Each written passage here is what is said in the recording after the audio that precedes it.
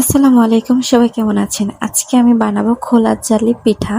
আর এই জন্য আমি প্রথমে চাউলের গুঁড়া নিয়ে নিয়েছি, আর তার মধ্যে পরিমাণ মতো লবণ দিয়ে খুব সুন্দর করে একটা চামচের সাহায্যে আমি নাড়াচাড়া করে নিয়েছি। আর এই পর্যায়ে আমি এটার মধ্যে গরম পানি অ্যাড করেছি। খুব একটা গরম না, খুব একটা ঠান্ডা না, তবে মোটামুটি ভালোই আর কি গরম ছিল। তারপর আমি অল্প অল্প করে পানি মিশিয়ে একটা চামচের সাহায্যে খুব সুন্দর করে একটা মিশিয়ে নিব। বেশি একবারে পানি দেওয়া যাবে না, অল্প অল্প করে মাখিয়ে নিতে হবে। আর তারপরে এরকম হয়ে যায় ব্যাটারটা। আর এই পর্যায়ে যে আমি কিছুক্ষণ রেস্টে দিয়েছিলাম, দেন তারপর আমি একটা মুরগির ডিম এটার মধ্যে অ্যাড করেছি। যেগুলো কক মুরগির ডিম হয় আমি সেটা অ্যাড করেছিলাম। তারপর এটা খুব সুন্দরভাবে চামচের সাহায্যে বারবার করে এই মিশ্রণটার সাথে ডিমটা আর কি আমি ভালোভাবে মাখিয়ে নিয়েছি, যাতে করে একটু ডিমের কুসুম কোথাও অবশিষ্ট না থাকে, একবারের জন্য সব কিছু মিশে যায়। সেরকমভাবে আর কি আমি খুব সুন্দরভাবে মাখিয়ে নিয়েছিলাম। আর তারপরে হচ্ছে আমি আবার সুন্দর করে আর কি উপনিচ করে নিয়েছিলাম। তারপরে হচ্ছে একটা কড়াইতে আমি হালকা পরিমাণে তেল দিয়ে নিয়েছি। আর এই পর্যায়ে কিন্তু চুলার জালটা আমার অন ছিল।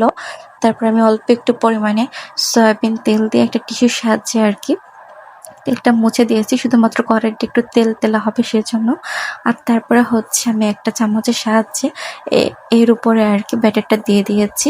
তারপরে একটু আমি ঢেকে দিয়েছিলাম। আর তারপরে দেখতে পাচ্ছেন আমি কিছুক্ষণ ঢাকনা বন্ধ করার পরে খোলার পরে অসংখ্য ছিদ্রযুক্ত খোলার জালি পিঠা প্রস্তুত হয়ে যাচ্ছে। তারপরে আমি উপর নিচ করে নিয়েছি। আর এখানে কিন্তু আমি 2টা অলরেডি বানিয়ে নিয়েছিলাম। আর আলহামদুলিল্লাহ আমার পিঠাগুলো কিন্তু খুব সুন্দর হয়েছে আর খুব সফট হয়েছিল। আর তারপরে যেটা আমি তৃতীয় পিঠা বানাচ্ছিলাম, আর আমার প্রত্যেকটা পিঠা আর কি অসংখ্য ছিদ্রযুক্ত হয়েছিল। আর এরকম খোলা জালি পিঠা কিন্তু আপনারা গরুর মাংস কিংবা হাঁসের মাংসের সাথে খুব মজা করে খেতে পারবেন। আর আমার একটা ডিম দিয়ে এখানে 6 থেকে 7টা খোলা জালি পিঠা হয়েছে।